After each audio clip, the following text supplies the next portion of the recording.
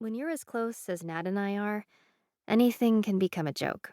Anything can become an adventure. Even something that starts out small. We finally sprawl out and settle. I look up at the water-stained ceiling caused by a leaky pipe and take a deep breath in. When I'm here like this with Nat, everything feels right. "Your turn to hide," I say. Nat stands and I stay on the floor, then close my eyes and start to count. She sneaks up the narrow stairs.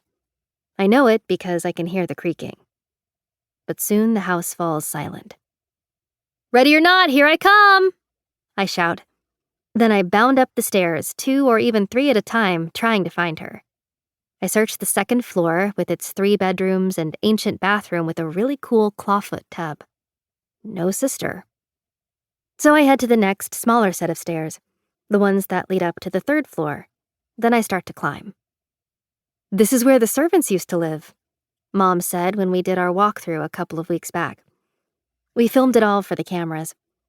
She told us that the family who owned this house were bankers, some of the first people to invest in Hush around the turn of the century, the early 1900s. They had 2 daughters, but one died during childhood right inside this very house. I reach the landing on the 3rd floor and listen closely. I listen for creaking wood or breath, or even the stifled giggles that sometimes give my sister away. There are 3 doors on the right side of the hall, all closed, that lead to smaller bedrooms than the ones on the 2nd floor. One door on the left, a bathroom. And then a small door a few feet from the stairs, no taller than the neighborhood toddler Nat and I babysit sometimes while her mom works from home. And that little door is cracked open, just a tiny bit. I shiver. The air up here is cold, a lot colder than in the rest of the house.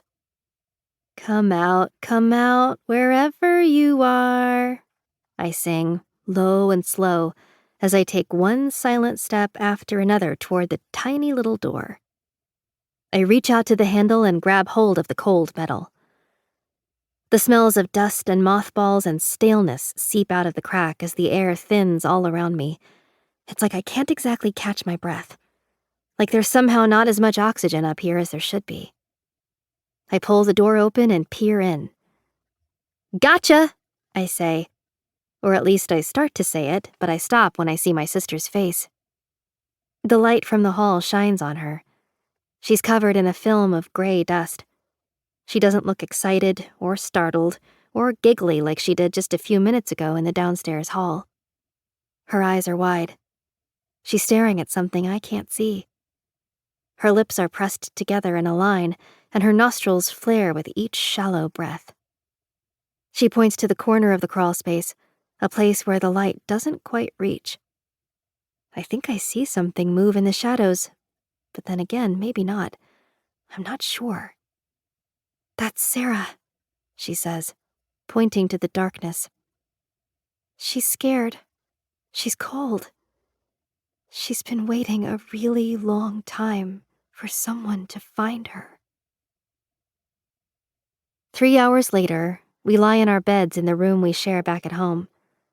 Warm moonlight seeps through the window, creating a rectangle of glow in the middle of the floor. Our window, cracked open just a bit, lets a light summer breeze in. I stare up at the ceiling. I don't know how to talk about what just happened. I don't know if I want to talk about it at all. But I do know that I will never forget the look on Mom's and Dad's faces when Nat told them about Sarah, the rail-thin girl with deep-set eyes and an old-fashioned dress hiding in the crawl space. The girl that Mom and Dad couldn't see.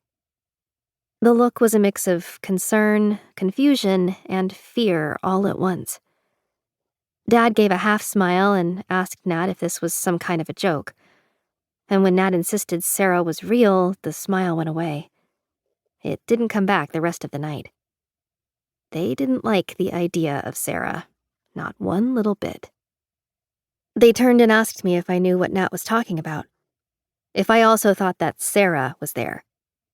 But they asked it in the tone that let me know they didn't approve of the game they thought we were playing, like we were pulling some kind of prank and were taking it way too far. "We don't joke about ghosts," their tone.